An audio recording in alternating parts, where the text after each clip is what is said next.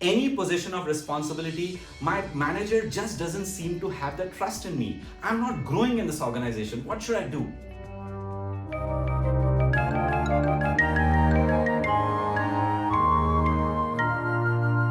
Hi friends, my name is Prashant Sharma and I'm back yet again with sharing some coaching tips with you from my almost 20 years of experience as an executive, as an entrepreneur, as a master facilitator and as an executive coach. All coaching meetings are confidential, so whatever I share with you are names changed. What I would like and what I would love is that you would learn from these videos and save valuable time, money and effort in doing so.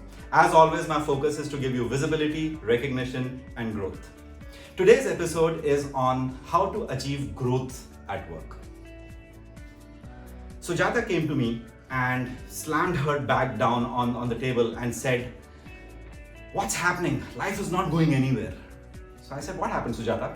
And she said, 7 years in the same company, 7 years in the same position, I have not been promoted yet. Whenever there is some assignment that requires some value addition, whenever there is an opportunity for advancement, I'm never considered. Whether it's an offsite or whether it's a different project or whether it is to go and organize something for the team, any position of responsibility, my manager just doesn't seem to have that trust in me. I'm not growing in this organization. What should I do? What I heard Sujata say is something that I've heard hundreds of executives tell me during the coaching meetings. And this is what I do. I shared with Sujata 3 tips which I'm going to share with you today as well on how to achieve growth at work. Number 1, give yourself a promotion. Number 2, have a plan. And number 3, create value for yourself. Number 1, give yourself a promotion. There is no rule in the world that says you cannot think like your manager. What are your manager's concerns? What is your manager concerned about, thinking about, worried about? Remember, your managers, your stakeholders are not going to ask you for help. We need to know how we can help them and how we can be of certain value for them, how we can create that value in their lives, which I'm going to be talking about. Giving yourself a promotion means thinking like a manager, not waiting to get that promotion. When we achieve that level of thinking, the way that we look at our own work also becomes more positive. Number 2, have a plan.